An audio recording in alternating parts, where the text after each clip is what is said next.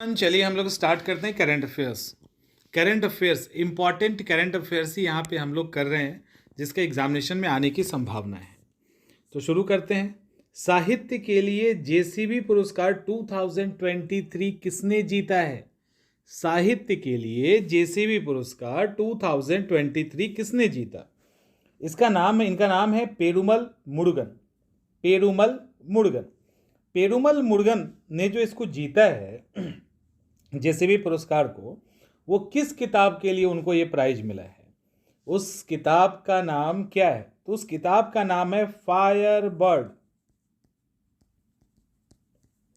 Fire bird उस किताब का नाम है। वैश्विक मत्स्यिकी सम्मेलन 2023 कहाँ आयोजित किया गया? वैश्विक मत्स्यिकी सम्मेलन 2023 का आयोजन कहाँ हुआ? आंसर होगा अहमदाबाद। अहमदाबाद कहाँ है? गुजरात में। यहाँ से तो एक सवाल बनता है ना, 51वां अंतर्राष्ट्रीय एमी अवार्ड, अंतर्राष्ट्रीय एमी अवार्ड 2023 कितने भारतीयों ने जीता है? कितने भारतीयों को मिला है? तो आंसर होगा 2 को मिला है। उसमें डायरेक्टर कौन है, यानी भारत की किस डायरेक्टर को 51 इंटरनेशनल ग्रैमी एमी अवार्ड मिला है? 51 किसको मिला है? तो आंसर होगा एकता कपूर। एकता कपूर। इसके बाद एक और मिला है ना, 2 मिला है ना।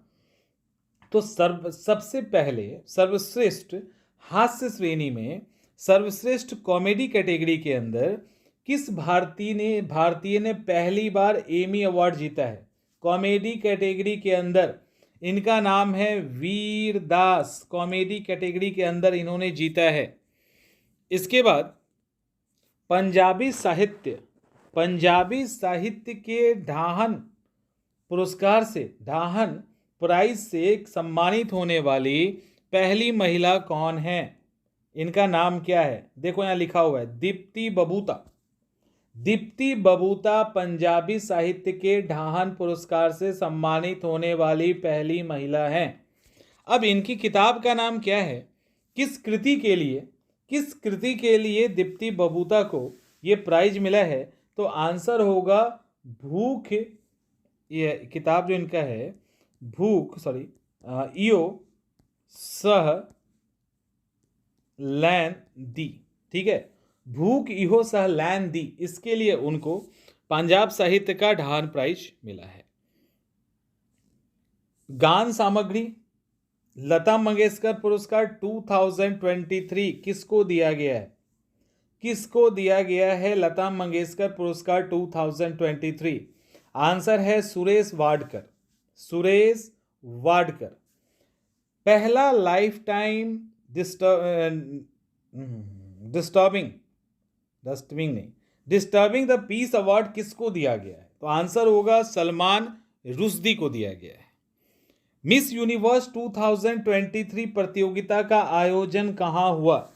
मिस यूनिवर्स 2023 प्रतियोगिता का आयोजन सैन सल्वाडोर, जो अल सल्वाडोर में है, उस अल सल्वाडोर में, सैन सल्वाडोर में इसका आयोजन हुआ। मिस यूनिवर्स 2023 का खिताब किसने जीता है? खिताब किसके द्वारा जीता गया? तो खिताब जीता गया है सेनिस पलासियोस। सेनिस पलासियोस के द्वारा यह खिताब जीता गया है। यह भी इंपॉर्टेंट है। ग्रैमी अवार्ड 2024 के लिए भारत से किस गीत को नामांकित किया गया है, अर्थात नॉमिनेट किया गया है? उस गीत का नाम क्या है? उस गीत का नाम है एबंडेंस इन मिलेट्स। ठीक है, ये है गीत। अब ये जो एबंडेंस इन मिलेट है, इसको किसने गाया है? एबंडेंस इन मिलेट को किसके द्वारा गाया गया है? फाल्गुनी शाह और गौरव शाह। तो फाल्गुनी शाह और गौरव शाह के द्वारा इसको गाया गया है।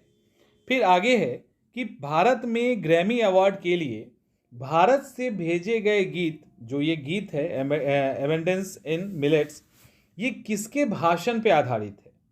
तो हमारे प्रधानमंत्री नरेंद्र मोदी के भाषण पे आधारित है, जिसको ग्रैमी अवार्ड के लिए भारत सरकार की तरफ से भेजा गया है। ग्लोबल लीडर पुरस्कार 2021, ग्लोबल लीडर पुरस्कार 2021 से किसे सम्मानित किया गया है? आंसर है नीता अंबानी। नीता अंबानी। चुनाव आयोग के द्वारा हाल ही में किसे नेशनल आइकॉन बनाया गया है? नेशनल आइकॉन, ये एक हीरो हैं, याद कीजिए कौन है और ये एक बार आईएएस ऑफिसर भी बन चुके हैं फिल्म में। आंसर होगा राजकुमार राव। भारत का नया मुख्य सूचना आयुक्त किसको नियुक्त किया गया है? ठीक है, चीफ इंफॉर्मेशन कमिश्नर किसको बनाया गया है? हीरालाल समड़िया। सशस्त्र बल न्यायाधिकरण के अध्यक्ष के रूप में किसे नियुक्त किया गया है? सशस्त्र बल न्यायाधिकरण के अध्यक्ष के रूप में राजेंद्र मेनन को नियुक्त किया गया है।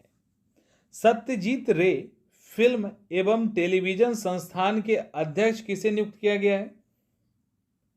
सत्यजीत रे फिल्म और टेलीविजन संस्थान के अध्यक्ष किसे नियुक्त किया गया है? सुरेश गोपी को। भारत का महासर्वेक्षक किसे नियुक्त किया गया है? हितेश कुमार एस मकवाना।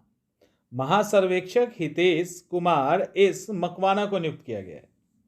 32वां सरस्वती सम्मान किसे दिया गया है? 32वां सरस्वती सम्मान किसे दिया गया है? शिव आएंगे नाम में, जो सरस्वती सम्मान मिला है उसमें शिव नाम में आएंगे। शिव संकड़ी, 2 बार शिव का नाम आता है, एक शिव और एक शंकर, शिव संकड़ी।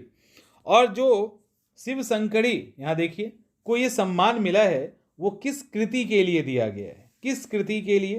तो उसका नाम है सूर्यवंशम। एक मेमोरी है, एक संस्मरण है, सूर्यवंशम, उसके लिए दिया गया है। The autobiography of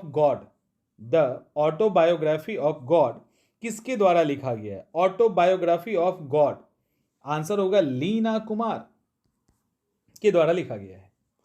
award for global leadership पुरस्कार, देखिए, अवार्ड फॉर ग्लोबल लीडरशिप पुरस्कार किस न्यायाधीश को दिया गया है?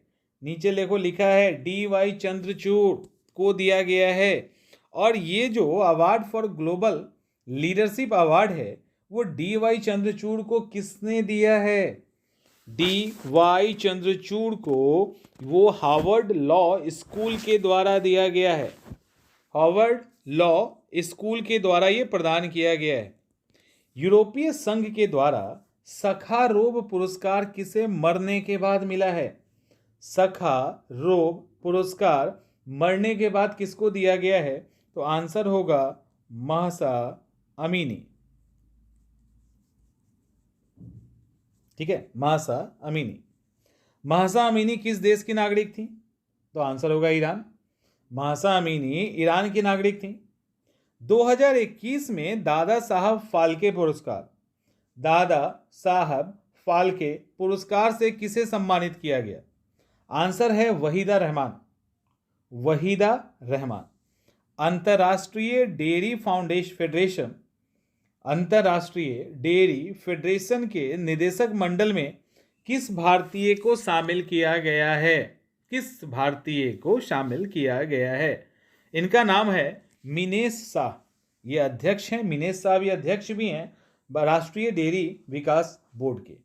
देश का सबसे ऊंचा कितना 418 फीट ऊंचा राष्ट्रीय ध्वज कहां फहराया गया है? तो आंसर है अटारी बाघा सीमा